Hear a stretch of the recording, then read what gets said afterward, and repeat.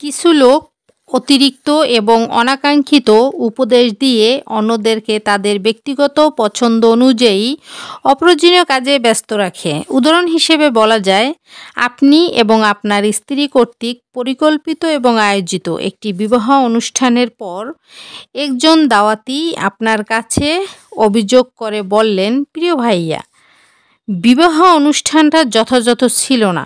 আপনি মিছেই নিজেকে কষ্ট দিলেন। আমার ধারণা ছিল যে অনুষ্ঠানটা আরও উন্নত মানের হতে পারত। এটা কিভাবে সম্ভব হতো? আপনি ভদ্রভাবে জিজ্ঞেস করলেন। দাওয়াতি বললেন, গোশতের বেশিরভাগ ভাজা ছিল। আমি ব্যক্তিগতভাবে সিদ্ধ গোশত বেশি পছন্দ করি।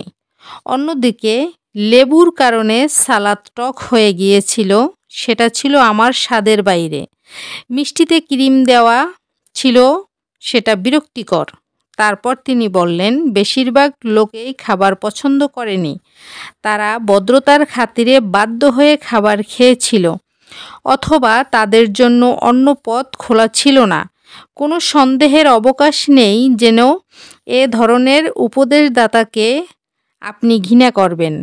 আপনি কখনো তার উপদেশ গ্রহণ করবেন না, কারণ এ ধরনের উপদেশের ভিত্তি হলো শুধু ব্যক্তিচরগত রুচি।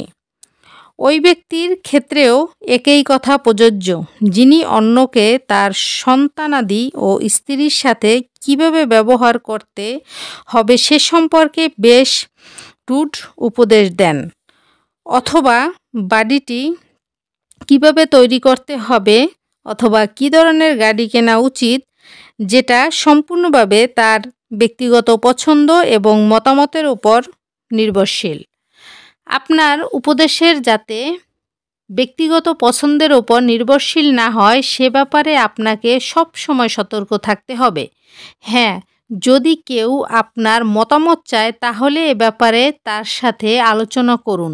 সুতরাং আপনাকে যদি উপদেশ দিতে হয় তাহলে আপনার যুক্তি অকাঠ্য কিনা এ ব্যাপারে আপনাকে নিশ্চিত হতে হবে।